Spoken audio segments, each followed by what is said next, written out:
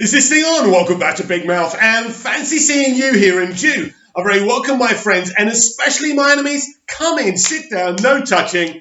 I don't do the touching. Welcome back to Big Mouth, and welcome back to a very special video where I will be reading out to you the brand new short Doctor Who story by one Stephen Moffat. First of all, thank you, Stephen, for doing this. You are a legend. I know how much you love Doctor Who, and I know that you would have taken a lot of time out of your day. Just because we're at home, it doesn't mean we've got nothing better to do. So this is brilliant. Yeah, so this is going to be a lot of fun. This is us just reading this story. My reading isn't great, but I'm going to try my best. So if you're feeling charitable, please smash the subscribe button, the like button, and follow me on Twitter at Movies TV Mad. Shall we begin? Remember, there's going to be some words here because I've proof-checked this already that I'm not going to be able to read, and I apologise, and I'm going to try my best to make this kind of a really enthusiastic read. So let's do this. A new short story by Stephen Moffat. The terror of the umpty ums. When you find out what the umpty ums are, you're going to love it. Because if you don't, surely you're not a Doctor Who fan. Anyway, let's start. Remember those words I'm going to find difficult. The reeking flesh mass was silent for a moment before twisting and stretching its upper frontal skin lumps into a new configuration. Hang on, this is a word, this is a name I'm going to have to read a lot, so let's get this right. Carpanagon's visual circuits processed and pattern matched the configuration within 2 nanoseconds. Apparently the human was smiling. Carpanagon considered for a moment and elected not to retaliate. Did you hear me? Emitted the human from its flat aperture. Did you understand? Do you understand what I'm saying? The encoded sound stream was accompanied by a flesh flow of smells also emanating from the aperture.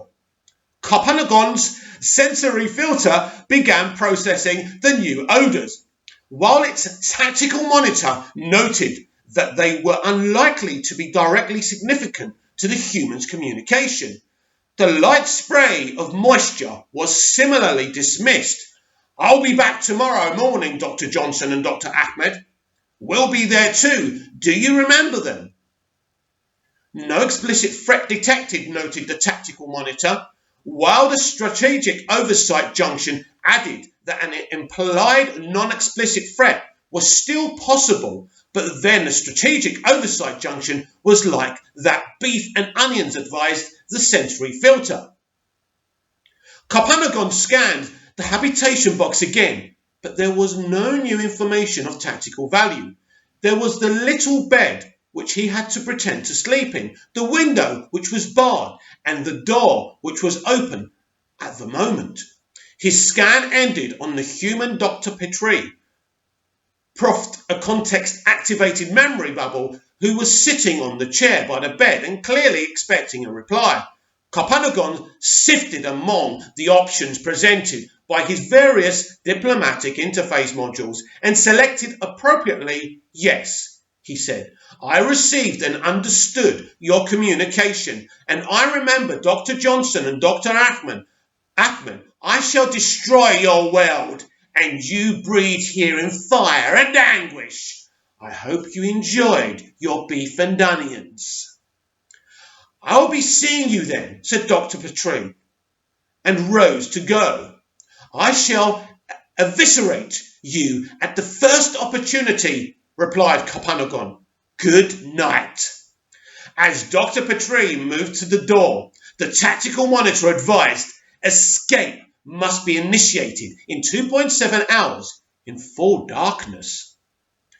The strategic oversight junction further advised all humans in the installation should be destroyed before departure. The human designated as Dr. Petrie is the priority target. The sensory filter noted the sweat gland emissions from the human designated as Dr. Petrie reveal significant adrenal content. This indicates Dr. Petrie has a fear reaction in the upper quartile. And a big bottom, added another voice. If Carpanagon could have frowned, he would. Would have. Where did that come from? He did a quick internal scan, but couldn't source the unexpected data stream. I mean, you wouldn't expect it from the front, but then he turns around and boom! Identify untagged data stream, demanded Copanagon. I mean, size of that thing could take your eye out. Identify untagged data stream, repeated Copanagon. No untagged data stream detected, replied the internal data relay monitor. Copanagon considered for a moment the additional stress of maintaining his holographic shell, currently projecting an image of a 12-year-old boy called David, could conceivably be causing glitches in the logic junctions. Perhaps it was no more than that. A temporary shutdown would fix the problem, and in any event, it would be wise to refresh his systems before the escape. For appearance's sake, Copanagon swung his legs round so that he could lie down on the bed and switched his hologram eyes to the closed positions. As he lay there, he listened to his internal relays shutting down one by one. Tactical monitor going offline. Strategic oversight junction going offline. Sensory filter entering sleep mode. Internal delay on alert mode only. For a moment, there was only the ticking darkness. Night, fam. Did I just read that right? The Copanagon awoke. 2.7 hours had passed according to his chrono register. He swiveled his head to look at the window and confirm that the darkness had fallen, then got up from the bed and checked his hologram status in the mirror. The shell was holding. He waited a moment, allowing his systems to come online. As usual, the tactical monitor was first. Recommendation: human casualties to be avoided during escape. Copanagon noticed his hologram shell was frowning in the mirror, which was odd because he didn't know it could do that. Sorry, could you repeat your last recommendation? Human casualties to be avoided during escape, repeated the tactical monitor.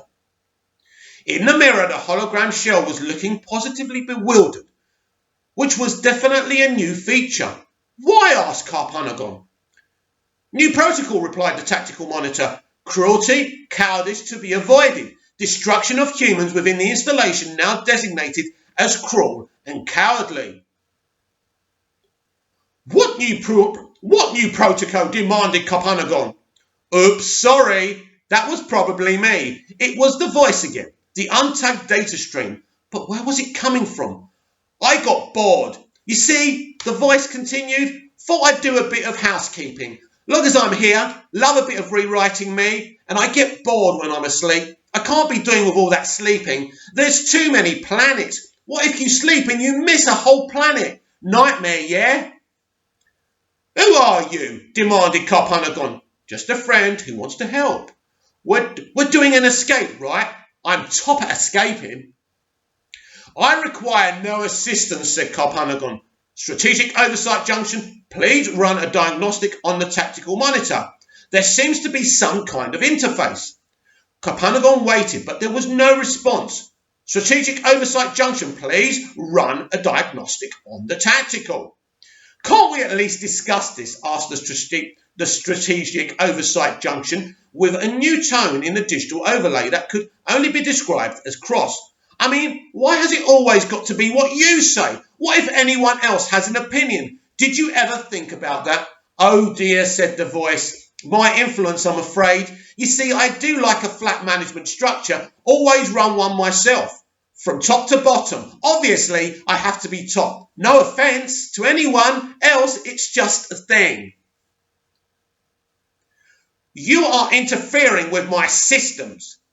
Tell you what, I'll just switch them off, shall I? Then we can get on with escaping. There was a soft clicking as I can't get his name right. Copanagon's internal systems started shutting down. Who are you? He demanded. Shouldn't we be getting on with it? The escaping? Time to start sneaking downstairs, I think. Who are you and what are you doing in my head? Well, who are you? What are you doing No, let me start again. I'm crap at this, aren't I? Well, who are you and what are you doing in this place? Copanagon was about to refuse to answer the question when to his surprise, he found himself answering the question. I am Carpanagon, a Deathborg 400 warrior class. I was forged in the weapon groves of Villengard, and I'm on a surveillance mission on the 21st century Earth. In a children's home? The details of my assignment are forbidden knowledge. Well, I'd better not ask you about it in case you start telling me everything for no particular reason. I'm not so compliant, snarled Carpanagon, but he couldn't help noticing he had left the room and was now sneaking down the stairs, just as the voice had wanted him to. Deathborg 400, she was saying. Did they have 399 before you that didn't work out? It's not a reassuring number, is it? Who are you, he asked. Oh, Carpanagon, you know who I am. You've known all along. Tell me. I'm the doctor. Carpanagon came to a halt 4 steps from the foot of the stairs. Had he been programmed for any kind of shock, he would have been experiencing it now. The doctor? Oh, look at your memory banks lighting up. Heard of me then? Heard of her? The Kafarar Gartree, replied Carpanagon. The oncoming storm, the bringer of darkness, the imp of the Pandorica, the final victor of the Time War. A few of my hits. I'm glad you've been paying attention. You are known to many as the greatest warrior in the universe. I'm not a warrior, but have it your way. How can you be in my mind? What if I were to tell you I'm talking to you through an earpiece? Carpanagon rapidly processed this intelligence. How could my defence be breached? An earpiece applied? Wrong question. How could an earpiece rewire my eternal logic relays? Still the wrong question. Carpanagon reached up to locate the earpiece, but don't touch it, snapped the doctor. Touch the earpiece and this is over. I will not help you. I do not take orders, thundered Carpanagon, though he couldn't help noticing he'd lowered his hand. Why would a Deathborg 400 need your help? He protested, in a slightly higher register than he really intended. Because you want to get out of here, replied the doctor, which is fine by me because I don't want a Deathborg 400 wandering around a children's home. The front door is 20 feet in front of you. Shall we get going? First I must destroy the installation and all the humans within it. It's not an installation, it's a children's home. First I must destroy this children's home and all the humans within it. Well, that seems a bit mean to me, but okay. Better go to the kitchen, yeah? Why the kitchen? It's where they keep all the Bernie stuff, you know, where the kitchen is. Don't you, Carpanagon? Of course, Carpanagon descended the rest of the stairs and headed through the shadowed, silent corridors to the kitchen. Why are you so afraid of humans? Asked the doctor. I do not fear humans. I despise them. Oh, come on, I'm sitting in your ear. I can see your whole brain. Of course you fear them. I hate all humanity. Yeah, but that's the point, isn't it? You hate them. Hate is just fear out loud. I know nothing of fear, said Carpanagon. Sorry, yeah, it's Carpanagon. Oh, no, I'm not reading it like that. It's confusing enough as it is. As he entered the deserted kitchen. Well, I know everything. I'd have to. Me, what with the Daleks and Cybermen and with the Weeping Angels? Stephen Moffat's story, he's going to mention the Weeping Angels, isn't he? These creatures are known to me. Of course they are. Everyone's scared of them. And the Sultarans and the Slivine and, of course, the umpty Carpanagon scanned his databanks twice. The umpty Oh, they're the worst. Nothing scares me like the umpty They are unknown to me.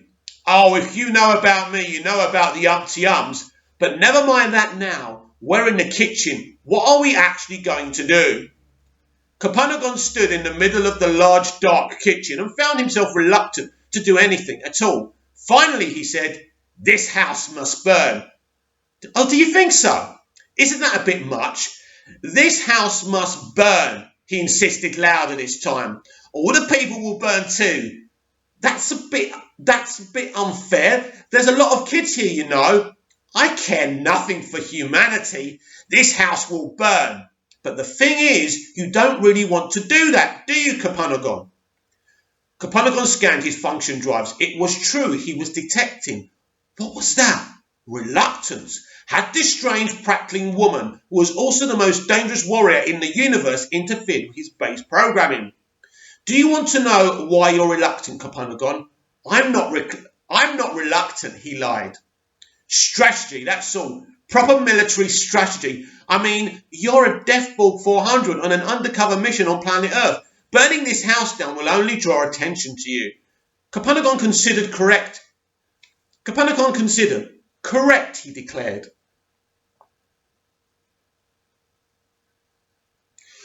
So here's a compromise. Instead of burning the house down, why don't we turn the heating up really high?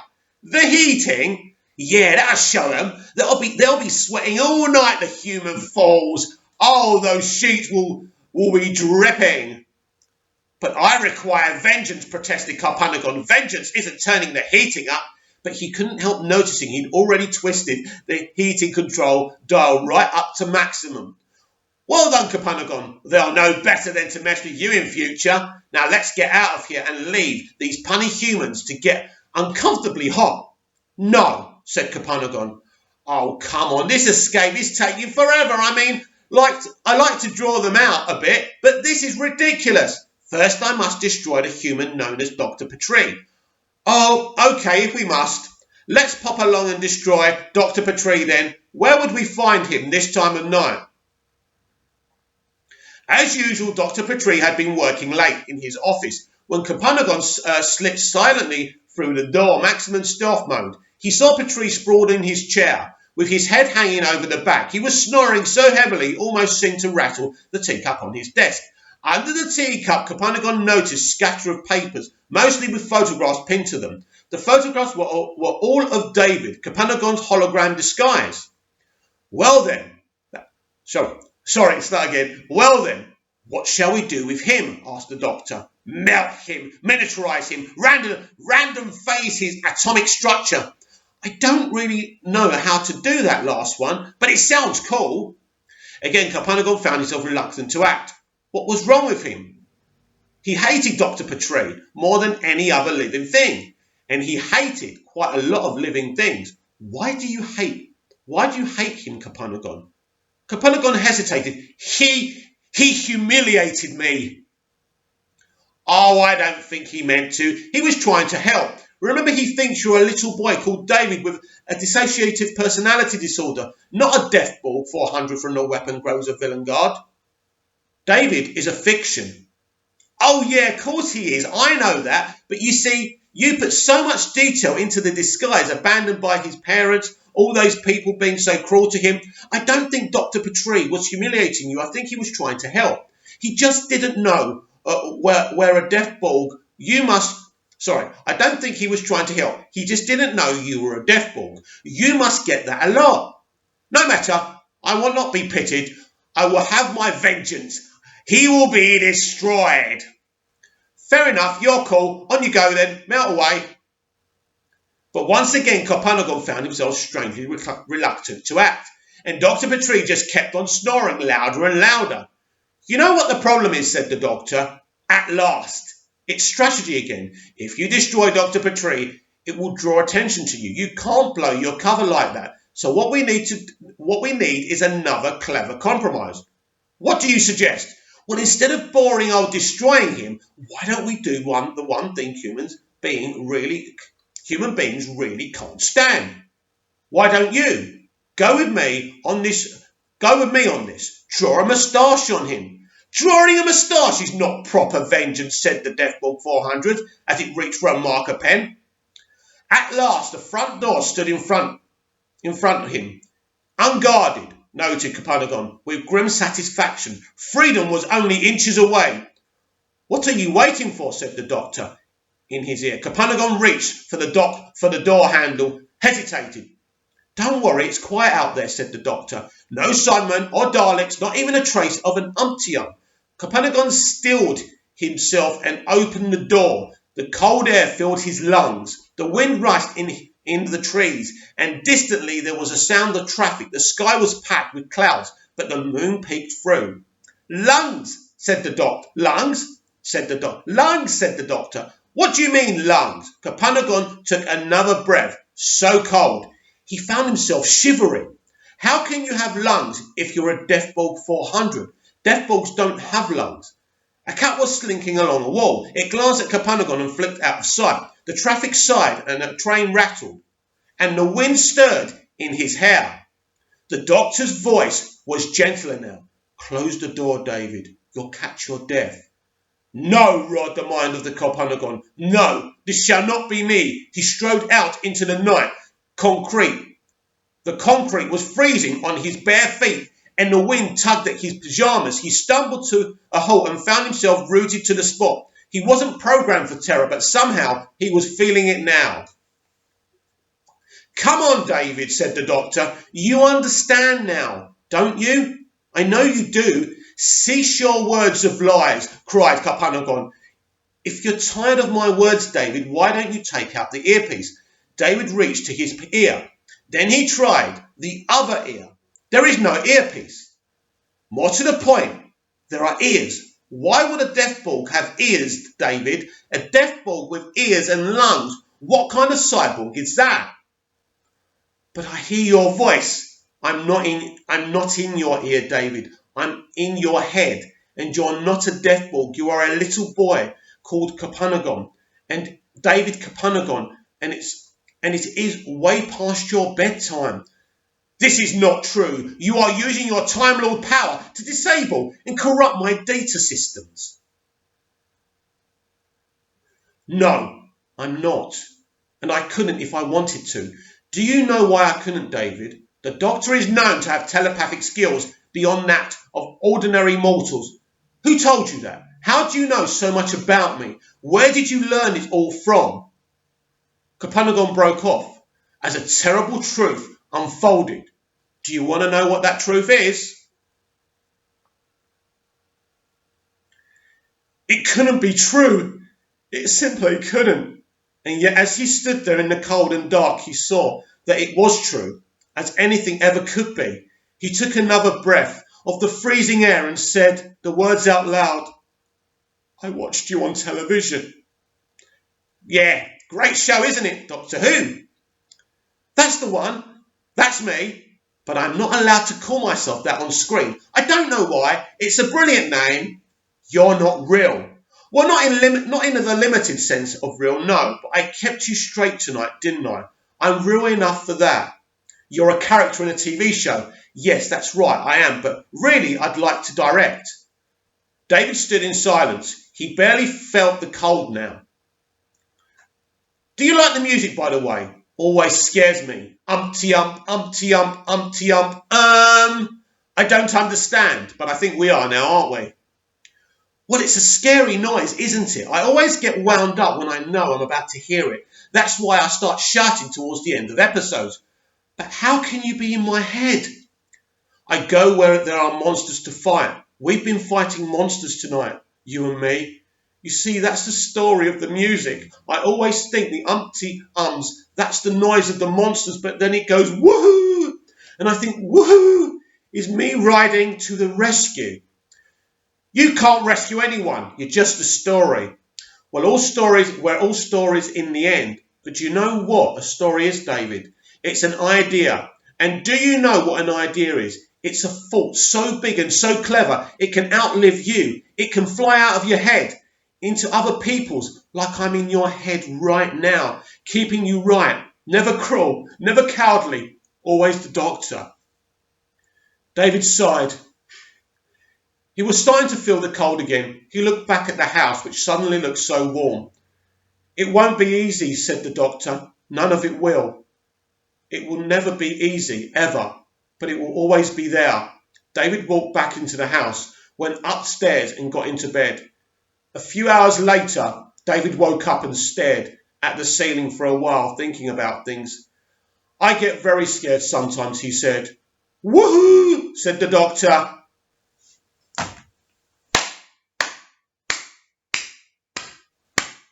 Stephen Moffat, that was amazing. Thank you very, very, very, very much. This was amazing. So do we all understand the story and the moral of this story? There's a child, a powerless child, who's living in a children's home. But this child has a lot of darkness inside him.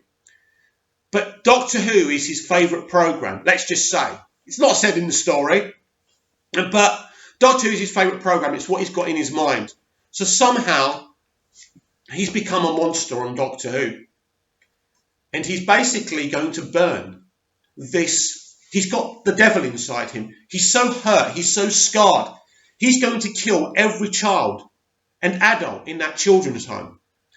But there's another side of David, the good side, the side that hasn't been damaged, that's trying to convince the darker side to stop what he's doing. And the good side is kind of projected as the Doctor. So ultimately his side, projected as the good side, projected as the Doctor, talks down his darker side. This story isn't just heartwarming and beautiful, and it could be a brilliant Christmas episode, by the way. It's amazing. Do you know what's so amazing about this? I can imagine her saying every single word. It's amazing because of that. Yes, he's wrote it for this Doctor. He's wrote it for the 13th. He's wrote it for Jodie Whittaker's Doctor. But it actually feels like, when I'm saying the words, it's her saying it. I'm trying to perform it like she would. And I'm crap because I'm just reading it, right? I'm an improviser. My acting's better when I'm just improvising, right? But that was an amazing story. And thank you for listening to me trying to attempt to read it. Well done, Stephen Moffat. Thank you very much. Please like, share and subscribe. Comment down below and I'll be back tomorrow with the Doctor Who Daily. See you again soon.